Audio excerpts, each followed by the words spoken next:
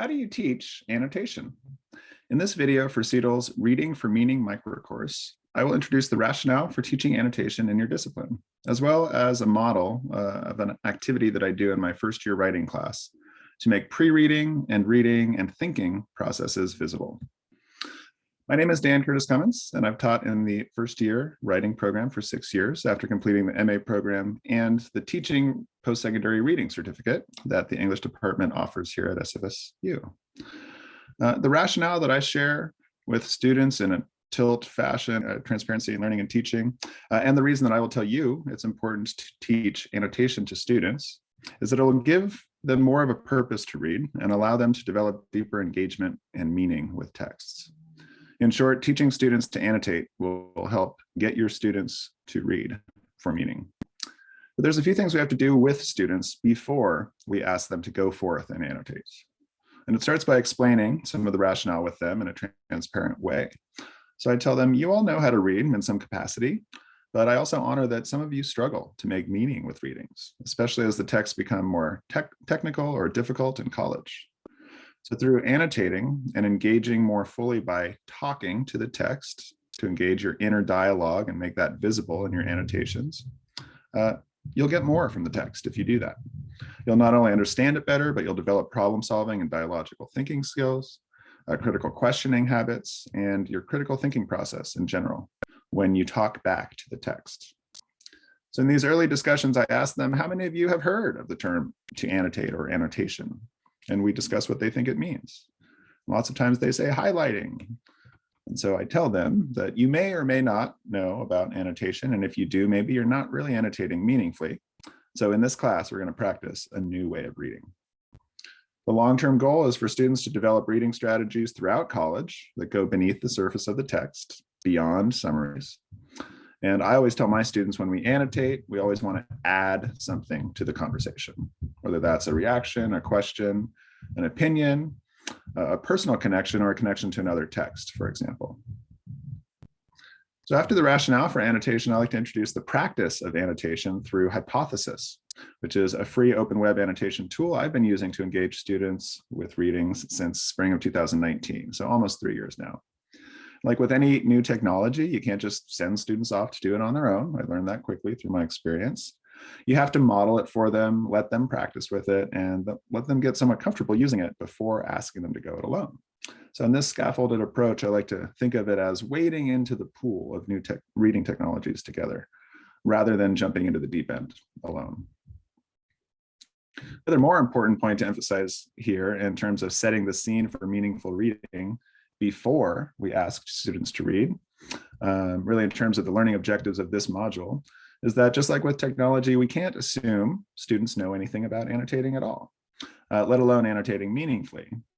So we have to teach them this, integrating this with your content knowledge through what the reading apprenticeship model, which you will read about, calls metacognitive conversations about written and visual texts.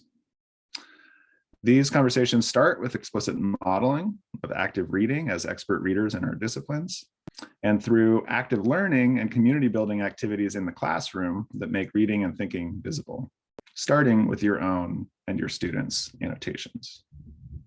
So I want to share one in-class activity in this video that is an adaptation of Paul Morris's activity described earlier in the module.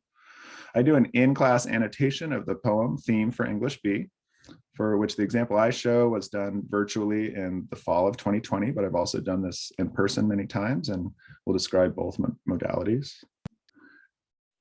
I'm going to share my screen here.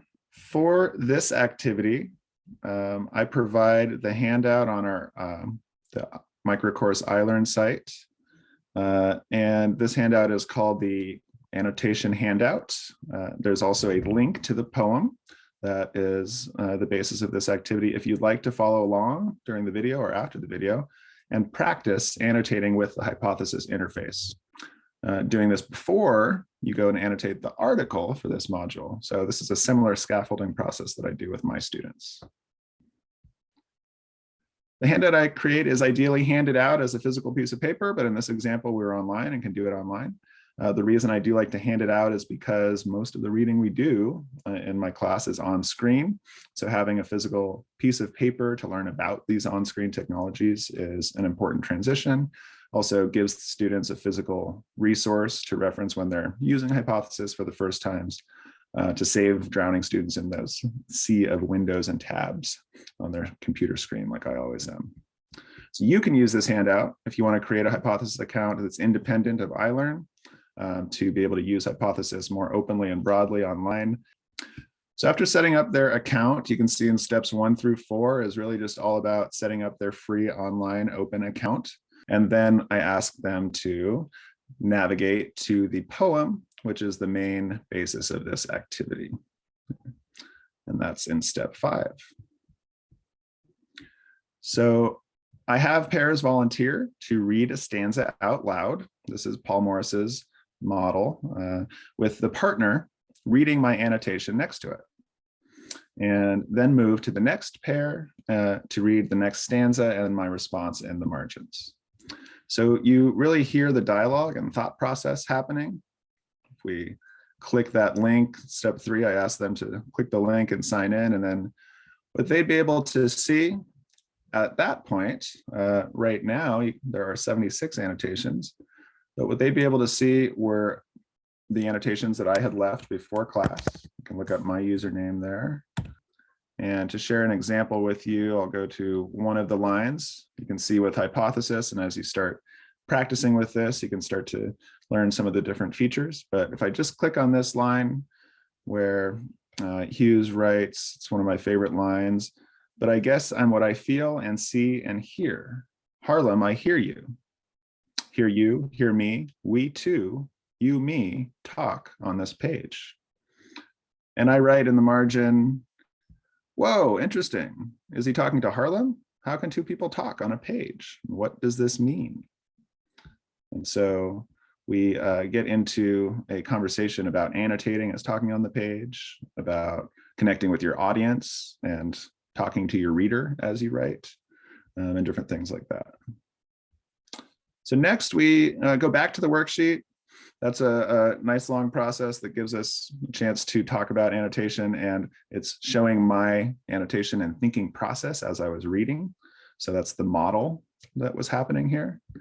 We then go back to the handout and go just below step 5. What did you notice about the annotations as we read them aloud? We talk a little bit about the back and forth. We talk about how I asked questions, made personal reactions. And so we go over, what is annotation? What does this mean? It means to write as you read, but it's not just summaries. So when we annotate a text and I have somebody read this out loud, or I'll read it to the class, but they'll be following along, we always add something to the conversation.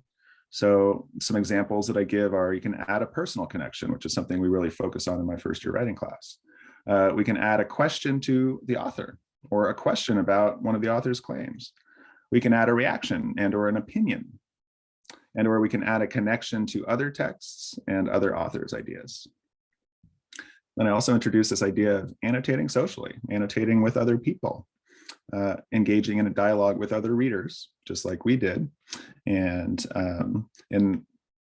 doing that by replying to the annotations in the margins.